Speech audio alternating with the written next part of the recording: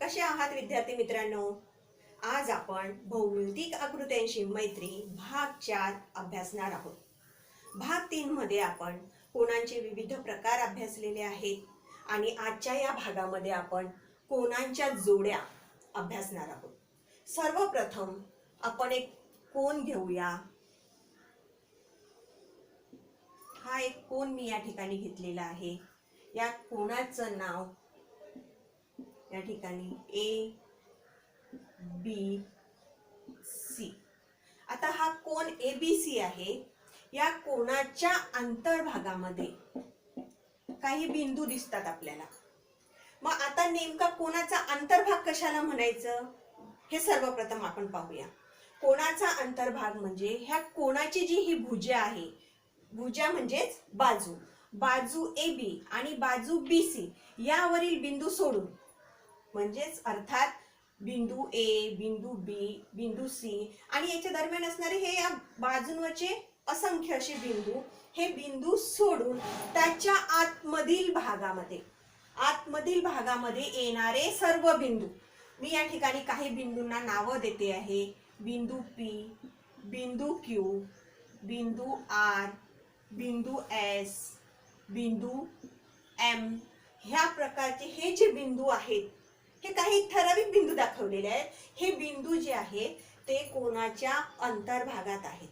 म्हणजेच कोनाचा अंतर्भाग कोणता? मग तर कोनाची ही जी बाजू आहे ए बी आणि बाजू बी सी याच्या मधील जो तयार झालेला जो भाग आहे तो कोनाचा काय झाला? अंतर्भाग.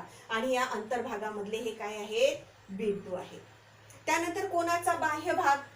बाह्य भाग म्हणजे कोणता होईल?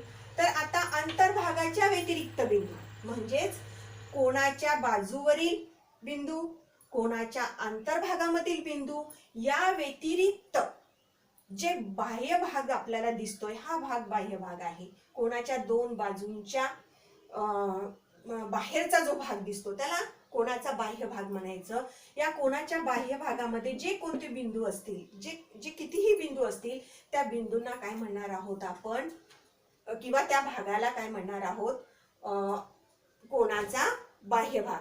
आणि त्या कोनाच्या बाह्य भागामधील बिंदू एल, एन, ओ या प्रकारचे विविध प्रकारचे बिंदू आपण या ठिकाणी एक्स वाय कोणतेही कितीही बिंदू आपण या ठिकाणी घेऊ शकतो. या प्रकारे हा कोनाचा अंतर्भाग आणि हा कोनाचा बाह्य भाग हा आपल्याला सुरुवातीला समजून घेणं गरजेचं आहे. त्यानंतर आपण कोनांच्या जोड्या या ठिकाणी अभ्यासणार आहोत. आता कोनांच्या जोड्या, पहिली जोडी आहे नंबर 1 संलग्न कोन. संलग्न कोन, पहिली कोनाची जोडी आहे संलग्न कोन. आता संलग्न कोन कशाला म्हणायचं? आपण कोन बघितलेले आहेत, कोनाचे प्रकार बघितलेले आहेत. आता संलग्न कोन कशाला म्हणायचं? आपल्याला जोड्या हव्या आहेत. जोड्या याचा अर्थ काय की दोन कोन असायला हवेत. मग संलग्न कोनाची जोडी कोणती? का असे दोन कोन का ज्या कोनाची एक भुजा ही सामायिक असणार आहे, परंतु त्याचे अंतर्भाग कसे आहेत? विभिन्न आहेत. आणि या ठिकाणी अंतर्भाग शब्द येतोय म्हणून आपण काय केले? सुरुवातीला कोनाचा अंतर्भाग आणि बाह्य भाग या ठिकाणी अभ्यासला आहे. मग आता ज्यावेळी आपण संलग्न कोन म्हणतोय त्यावेळी जेव्हा असे दोन कोन आहेत, हा एक कोन या ठिकाणी मी काढलाय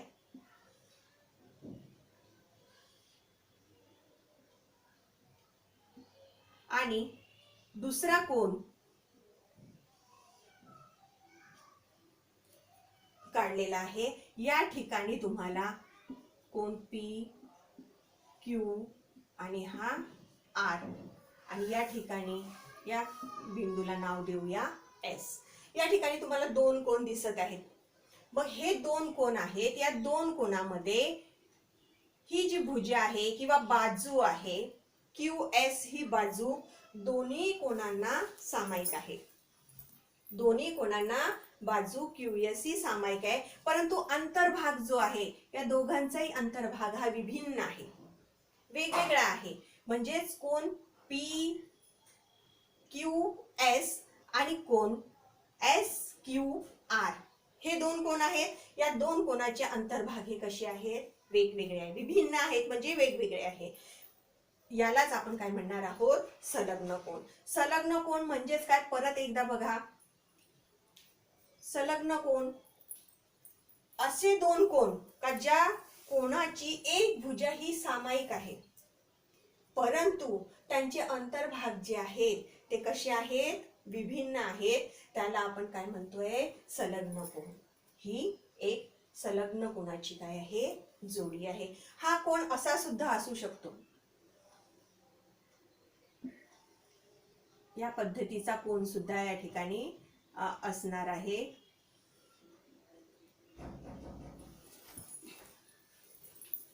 हा कोन सुद्धा या ठिकाणी एक भुजा सामायिक आहे आणि त्याचे दोन हे अंतर्भाग आहेत. अशा प्रकारे या पद्धतीचा सुद्धा कोन असू शकतो. याला आपण काय म्हणतोय, संलग्न कोन. ही एक जोडी झाली. त्यानंतर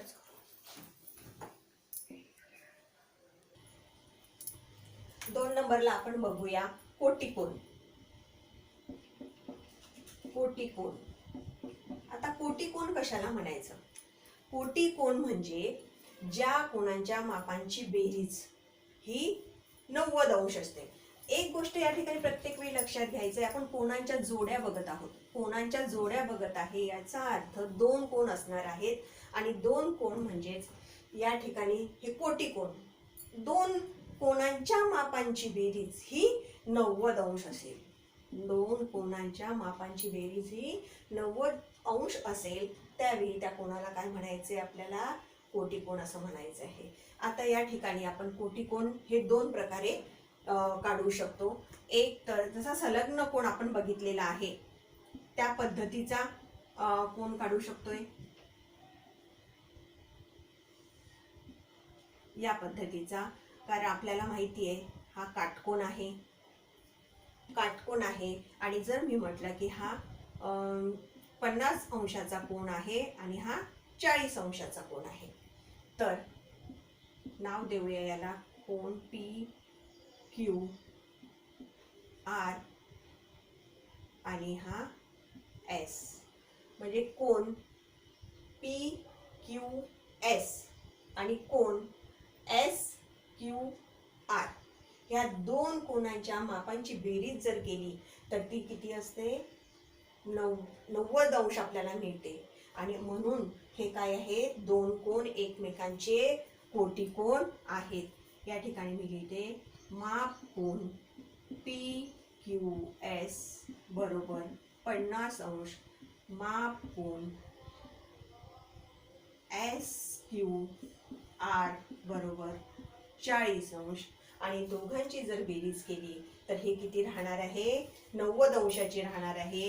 म्हणजेच माप कोन पी क्यू एस अधिक माप कोन एस क्यू आर बरोबर किती आहे, 90 अंश. म्हणून हे दोन कोन एकमेकांचे काय आहेत, कोटिकोन आहेत. कोटिकोन आपण या पद्धतीने सुद्धा दाखवू शकतो. ही एक कोनाची जोडी घेऊया.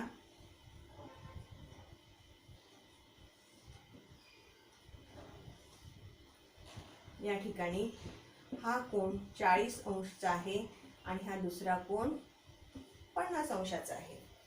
या ठिकाणी या कोनांना नाव देऊया एल एम एन आणि या कोनाला नाव देऊया ए बी आणि सी. आता इथे या दोन कोनांचं जर निरीक्षण केलं आपण तर हे कोन बघा, कोन एल एम एन हा 40 अंशाचा आहे आणि कोन ए बी सी हा 50 अंशाचा आहे. या दोन कोनांच्या मापांची बेरीज केली तर ती 90 अंश आहे. म्हणून हे दोन कोन एकमेकांचे कोटिकोन आहेत. या पद्धतीने आपल्याला काय करायचं आहे, कोटिकोन लक्षात घ्यायचं आहे. कोटिकोन म्हटलं की दोन कोनांच्या मापांची बेरीज ही 90 अंशच असते. ही गोष्ट आपल्याला लक्षात घ्यायची आहे. हे या दोन पद्धतीने आपण कोटिकोण दाखवू शकतो. अर्थातच कोटिकोणामध्ये दोन्ही कोण काय असणार आहेत, लघुकोण असणार आहेत. त्यानंतरचा तिसरा कोण आपल्याला अभ्यासायचा आहे तो म्हणजे पूरक कोण. पूरक कोण 3 नंबरचा कोण आहे पूरक कोण. आता पूरक कोण कशाला म्हणायचं, तर ज्या दोन कोणांच्या मापांची बेरीज ही 180 अंश असते. लक्षात घ्या, कोटिकोण म्हटला की दोन कोणांच्या मापांची बेरीज ही 90 अंश आणि पूरक कोण म्हटला की दोन कोणांच्या मापांची बेरीज ही 180 अंश असते. तेव्हा त्याला आपण त्या कोणाला काय म्हणणार आहोत, पूरक कोण. आता पूरक कोण हे सुद्धा आपण दोन प्रकारे दाखवू शकतो. एक तर या पद्धतीचा येईल,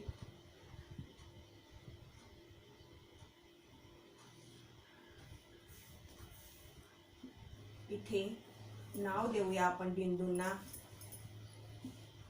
P, Q, R आणि हा S. कोणते दोन कोण दिसतात बरं या ठिकाणी, कोण P, Q, R आणि दुसरा कोण आहे R, Q आणि S. हे काय आहे, दोन्ही कोण एकमेकांचे पूरक कोण आहेत. कसे बरं, जर या कोणाचं माप मी 60 अंश आहे असं जर म्हटलं आणि या कोणाचं माप 120 अंश आहे असं म्हटलं, तर दोन कोणांच्या मापांची बेरीज किती झाली, 180 अंश.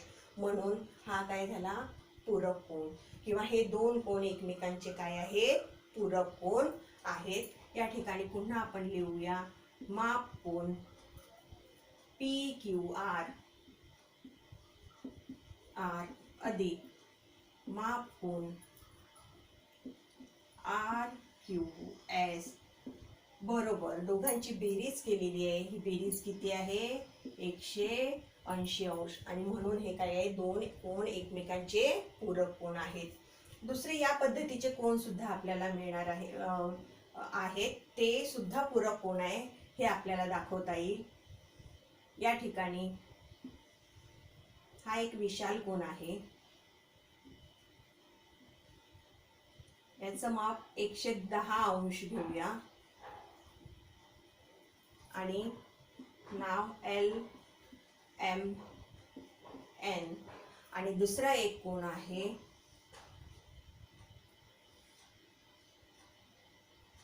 या ठिकाणी त्याचं नाव P, Q आणि R. P, Q, R या कोणाचं माप आहे 70 अंश. या दोन कोणांच्या मापांची जर बेरीज केली तर ती किती मिळते, 180 अंश. म्हणून हे दोन कोण एकमेकांचे काय आहेत, पूरक कोण आहेत. सुरुवातीला आपल्याला हीच गोष्ट लक्षात घ्यायची आहे की पूरक कोण म्हणजे काय, कारण याच्यावरती भरपूर तुम्हाला प्रश्न मिळू शकतात. प्रश्न असा राहील का एका कोणाचं माप जर 110 अंश आहे, दोन पूरक कोण आहेत, एका कोणाचं माप जर 180 अंश आहे, तर दुसऱ्या कोणाचं माप किती असेल. तर तुम्हाला ही गोष्ट लक्षात यायला पाहिजे की पूरक कोण म्हटलेलं आहे. पूरक कोण म्हटलं आहे म्हणजे त्याच्या मापांची बेरीज जी आहे कोणाच्या ती 180 अंश असणार आहे आणि उरलेल्या कोणाचं माप आपल्याला सहजच त्याच्यावरून काढता येणार आहे. या पद्धतीने आपला हा तिसरा कोण या ठिकाणी झालेला आहे. तिसऱ्या कोणाची जोडी झालेली आहे. आता चौथा आहे रेषीय जोडीतील कोण. चौथा आहे रेषीय जोडीतील कोण. रेषीय जोडीतील कोण. आता रेषीय जोडीतील कोण कशाला म्हणायचं हे आपण या ठिकाणी पाहूया. रेषीय जोडी लक्षात घ्या, रेषीय जोडी नावामध्येच बराचसा त्याचा उल्लेख आहे. मग रेषीय जोडीच्या कोणामध्ये जे दोन कोण आहेत त्या दोन कोणामध्ये एक भुजा ही सामायिक आहे आणि उरलेल्या दोन भुजा ज्या आहेत त्या दोन परस्परांची विरुद्ध किरण आहेत. लक्षात घ्या, दोन कोण जे आहेत त्याच्यामधील एक भुजा ही सामायिक असून उर्वरित दोन भुजा ज्या आहेत त्या परस्परांचे काय आहेत विरुद्ध किरण आहे, त्याला काय म्हणायचं आहे रेषीय जोडीतील कोन. बघा या ठिकाणी एक आकृती काढूया आपण. या ठिकाणी तुम्ही जर निरीक्षण केलं या आकृतीचं तर एक भुजा याची काय आहे सामायिक आहे. या दोन कोणांमध्ये एक भुजा AB ही सामायिक आहे आणि उर्वरित भुजा ज्या आहेत दोन त्या परस्परांचे काय आहेत विरुद्ध किरण आहेत किंवा ती एक सरळ रेषा तयार होते, त्याला काय म्हणायचं आपल्याला रेषीय जोडीतील कोन. आणि या ठिकाणी आपल्याला लक्षात घ्यायचं आहे की रेषीय जोडीतील कोन सुद्धा काय असतात 180 अंश मापाचे असतात. रेषीय जोडीतील कोन हे कसे असतात 180 अंश मापाचे असतात. म्हणजे या दोघांची बेरीज जी आहे ती किती असते 180 अंश असते. या ठिकाणी तुम्ही लिहिताना सहज लिहू शकता की कोन ABC आणि कोन ABD हे दोन कोन काय आहेत रेषीय जोडीतील कोन आहेत. अशा प्रकारे आपण 4 कोनांच्या जोड्या अभ्यासलेल्या आहे. 5वी जोडी आहे विरुद्ध कोनाची. विरुद्ध कोन. आता विरुद्ध कोन कशाला म्हणायचं ते आपण या ठिकाणी पाहूया. विरुद्ध कोन. विरुद्ध कोन म्हणजे नेमकं की दोन कोणांचे भुजा जी आहे ज्या दोन, आता प्रत्येक वेळी आपण सांगतोय जोडी. जोडी म्हटलं की काय असणार आहे दोन कोण आहे. दोन कोणांच्या भुजांनी विरुद्ध ज्या त्यांचे किरण आहेत ते तयार होत आहेत दोन, त्याला आपण काय म्हणतोय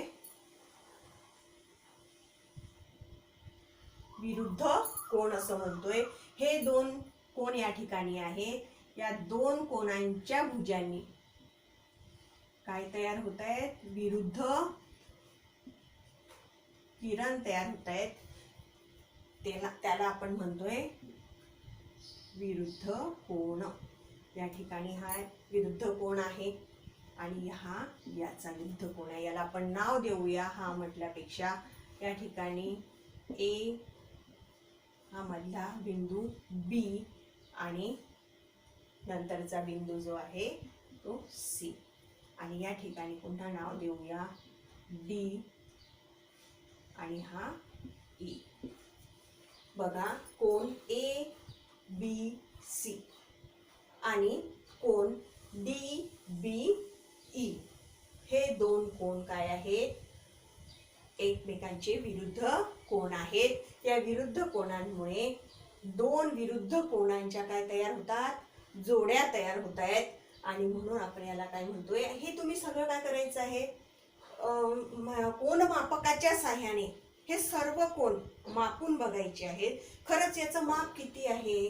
मग हा जेवढा मापाचा असेल, समजा हा जर 110 अंश मापाचा असेल तर हा इथला कोन जो आहे म्हणजे कोन ABD माप कोन ABD हा जर 110 अंश मापाचा आहे तर कोन माप कोन CBE हा सुद्धा 110 अंश मापाचाच आहे का. हे प्रत्यक्ष तुम्ही करून बघा. जेव्हा तुम्ही ह्या गोष्टी स्वतः करून बघणार आहात त्यावेळी तुम्हाला लक्षात येईल का कोन ABD 110 अंश मापाचा आहे तर दुसरा कोन सुद्धा काय आहे 110 अंश मापाचाच आहे. त्यानंतर ही जोडी बघूया आपण कोणाची. कोन माप कोन ABC बरोबर जर 70 अंश असेल तर माप कोन DBE हा सुद्धा 70 अंश मापाचा आहे का हे तुम्हाला पडताळून पाहायचं आहे आणि तेव्हाच तुम्हाला हे कोन जे आहेत सर्वच कोणांच्या जोड्या ह्या तुम्हाला लक्षात येणार आहेत. ही अतिशय महत्त्वाची गोष्ट आहे की प्रत्येक वेळी तुम्ही काय करायचं आहे, प्रत्येक कोण काढताना आकृती काढायची. आकृती काढल्यानंतर ते कोण मोजायचे आणि खरोखरच त्याची मापं त्याच्या पद्धतीची आहेत का हे आपल्याला या ठिकाणी बघायचं आहे. त्यानंतर आपण या ठिकाणी थोडं या साहित्याच्या द्वारे हे सर्व कोण एकदा बघणार आहोत. सुरुवातीचा संलग्न कोण जो आहे तो बघा. या ठिकाणी दिसतोय तुम्हाला व्यवस्थित 2 कोण आहेत. हे 2 कोणांमध्ये एक भुजा ही सामायिक आहे आणि दोघांचे अंतर्भाग जे आहेत ते विभिन्न आहेत. या कोणाला काय म्हणणार आहे, या कोणाच्या जोडीला आपण संलग्न कोण असं म्हणणार आहे. त्यानंतरचा दुसरा कोण आहे कोटी कोण. कोटी कोण म्हणजे 2 कोणांच्या मापांची बेरीज ही किती असते, 90 अंश असते. या ठिकाणी या पद्धतीचे 2 कोण आहेत दिसत आहेत. या ठिकाणी भुजा सामायिकच असेल असं नाही, परंतु मी या साहित्यामध्ये तुम्हाला भुजा ही एक भुजा ही सामायिक दाखवलेली आहे. परंतु या 2 कोणांच्या मापांची बेरीज जर केली तर ती काय असते, 90 अंश असते. हे आपल्याला या ठिकाणी लक्षात येईल. हे तुम्ही कोण मापकाच्या सहाय्याने मोजायचं आहे. नंतरचा कोण आहे पूरक कोण. पूरक कोण जो आहे त्या 2 कोणांच्या मापांची बेरीज, पूरक कोणामध्ये 2 कोणांच्या मापांची बेरीज ही 180 अंश असते. या ठिकाणी तुम्हाला ही अशी आकृती तयार झालेली दिसते या साहित्याच्या द्वारे. हा या ठिकाणी विशाल कोण आहे आणि हा लघु कोण आहे. एक विशाल कोण आणि एक लघु कोण. अर्थातच हा जर कोण मोजला, हा कोण मोजला, दोघांची जर बेरीज केली तर तुम्हाला 180 अंश मापाचा कोण या ठिकाणी 100 अंश ह्या दोघांच्या मापांची बेरीज तुम्हाला मिळणार आहे. अशा पद्धतीने आपण पूरक कोण दाखवू शकतो. रेषीय जोडीतील कोण सुद्धा याच पद्धतीने या साहित्यात दाखवता येईल, कारण या कोणाची एक भुजा जी आहे ती सामायिक आहे. 2 भुजांनी विरुद्ध किरण तयार झालेले आहेत किंवा सरळ रेषा तयार झालेली आहे असं आपल्याला म्हणता येईल. आणि या पद्धतीने काय होणार आहे, हा रेषीय जोडीतील कोण आहे हे आपल्याला लक्षात येईल. त्यानंतरचा आहे विरुद्ध किरण. तर विरुद्ध कोण आहे. तर विरुद्ध कोण घेत असताना सुद्धा आपण या ठिकाणी या साहित्याला एक बाजू परत इथे लावू शकतो की जेणेकरून आपल्याला त्याचे विरुद्ध कोण तयार होईल. या पद्धतीचा, आता मी इथे या साहित्याला लावलेलं नाहीये, या पद्धतीची ही आकृती तयार होईल की जेणेकरून तुम्ही जर मोजलात किंवा इथे प्रत्यक्ष बघितला तरी लक्षात येईल की हे जे 2 कोण आहेत इथे तयार होणारा आणि ही एक जोडी एकरूप असते किंवा समान मापाची असते आणि दुसरी जोडी सुद्धा कशी असते, समान मापाची असते. हे तुम्ही कोण मापकाच्या सहाय्याने स्वतः काय करायचं आहे, मोजायचं आहे. किंवा दुसऱ्या एक पद्धतीने विरुद्ध कोणाचं सांगता येईल की जेव्हा 2 रेषा एकमेकांना छेदतात, ही एक रेषा आहे आणि दुसरी एक आहे. ह्या 2 रेषा जेव्हा एकमेकींना छेदत आहे त्यावेळी सुद्धा काय तयार होतात, विरुद्ध कोण तयार होतात. या कोणाचं माप आणि या कोणाचं माप सारखं राहणार आहे आणि या 2 कोणाची माप कशी राहणार आहेत, सारखी राहणार आहेत. हे तुम्ही स्वतः अभ्यासायचं आहे, करायचं आहे. हे केल्यानंतर तुम्हाला ते नक्कीच लक्षात येईल. त्यानंतर महत्त्वाचं म्हणजे तुम्हाला 2-3 गोष्टींवरती हे जे आपण जोड्या बघितलेल्या आहेत कोणांच्या, याच्यावरती तुम्हाला थोडासा विचार करायचा आहे आणि विचार करून हे करून बघायचं आहे. आकृत्या काढून बघायच्या आहे. असं होऊ शकते का. पहिला त्यातला मुद्दा आहे, पहिला मुद्दा आपल्याला सांगता येईल की 2 लघुकोण असतील, 2 लघुकोण असतील तर ते परस्परांचे कोटीकोण असू शकतात का. विचार करा. 2 लघुकोण आहेत ते परस्परांचे कोटीकोण असू शकतात का. लघुकोण म्हटलं तर मी आता शॉर्ट मध्ये अशी आकृती काढते. अशा प्रकारचे 2 लघुकोण आहेत, हे परस्परांचे कोटीकोण असू शकतील का. विचार करायचा आहे तुम्ही. असू शकतील. कोटी कोण म्हटलं की त्यांच्या मापांची बेरीज 90 अंश ही असू शकते. त्यानंतर दुसरा मुद्दा आहे की दोन काटकोन आहेत. हे दोन काटकोन कोटीकोण असू शकतील का बरं? दोन काटकोन कोटीकोण असू शकतील का? आता काटकोन म्हणजे 90 अंशाचा. काटकोन म्हणजे 90 अंशाचा. पण हे होईल का बरं कोटीकोण? दोन. आपल्याला कोटीकोण म्हटलं तर बेरीज दोघांची 90 पाहिजे. इथे तर हा एकच काय आहे? 90 अंशाचा आहे. म्हणजे हे शक्य आहे का? नाही. हे आपल्याला लक्षात येईल. त्यानंतरचा तिसरा मुद्दा आहे दोन लघुकोन, एक लघुकोन आणि एक विशाल कोन. हे कोटीकोण होऊ शकतील का बरं? एक विशाल कोन आहे आणि एक लघुकोन आहे. हे दोन कोटीकोण होऊ शकतील का? इतकेच लक्षात येत आहे आपल्याला विशाल कोन म्हणजे 90 अंशापेक्षा जास्त माप आहे. कोटीकोणाचं तर माप आपल्याला 90 अंश पाहिजे. मग हे शक्य नाही, कारण या दोघांची बेरीज सुद्धा अजून त्याच्यापेक्षा जास्त येईल. याच पद्धतीचा नंतरचा मुद्दा आहे का जर दोन लघुकोन आहेत तर ते दोन लघुकोन पूरक कोण असू शकतील का बरं? हे सुद्धा आपल्याला बघायचं आहे. खरंच असतील का दोन लघुकोन? मगाशीच काढलेत मी. बघा परत काढते.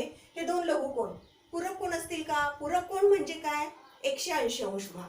इथे शक्य आहे का दोघांची बेरीज 180 अंश? नाही. म्हणून हे शक्य नाही. त्यानंतर दोन काटकोन आहेत. दोन काटकोन पूरक कोण असू शकतील का? नक्कीच असणार आहे. दोन काटकोन आहे. काटकोन म्हणजे 90 अंशाचा. दोघांची बेरीज म्हणजे 180 अंश म्हणजे पूरक कोण असू शकतील. आणि त्यानंतरचा एक यातलाच मुद्दा आहे पुन्हा की एक विशाल कोन आणि एक लघु कोन हे दोघे पूरक कोण असू शकतील का? तर हे सुद्धा पूरक कोण असू शकणार आहे.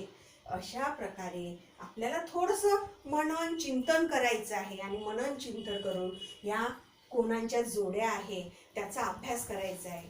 खरंच तुम्हाला हा आजचा भाग आवडला असेल अशी मी अपेक्षा करते. धन्यवाद.